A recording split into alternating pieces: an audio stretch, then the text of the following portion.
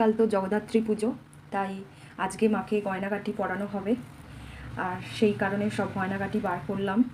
এই যে দেখো মায়ের মুটুকটা কি যে ভালো দেখতে, কি সুন্দর দেখো। এটা মাকে আমার বহু বছর আগে বানিয়ে দিয়েছিলাম, বেশ অনেক বছরই আর কি হয়ে গেল। এইটা মা চেয়েছিল বলেই হয়তো সম্ভব হয়েছিল।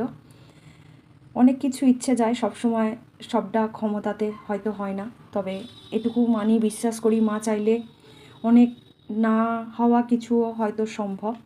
আবারও মা চাইলে, মা যদি মনে করে, ঠিকই মা নিয়ে নেবে। তো এগুলো পরানো হবে বলে আজকেই বের করে রাখছি, কারণ কালকে তো পুজোরই ব্যাপার।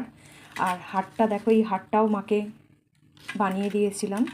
এটা একটা বড় সীতাহার। বরণের সময় প্রচুর এরকম দেখো সিঁদুর, বরণের আগে যদি এটা খুলে রাখা হয় এতটা সিঁদুরটা লাগে না বলে, দেখবো এবারে যদি আগে খুলে রাখে।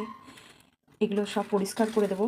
রঙটা যেহেতু একেবারেই ঠিক আছে, এগুলো সব রূপোর গয়না আর কি, রঙটা যেহেতু একেবারে ঠিক আছে তাই রং করানোর প্রয়োজন নেই। তবে এটা যেহেতু অনেকটা সিঁদুর লেগে আছে, এগুলো সব ভালোভাবে মুছে দিতে হবে। অনেকটাই সীতাহারটা অনেকটাই লম্বা।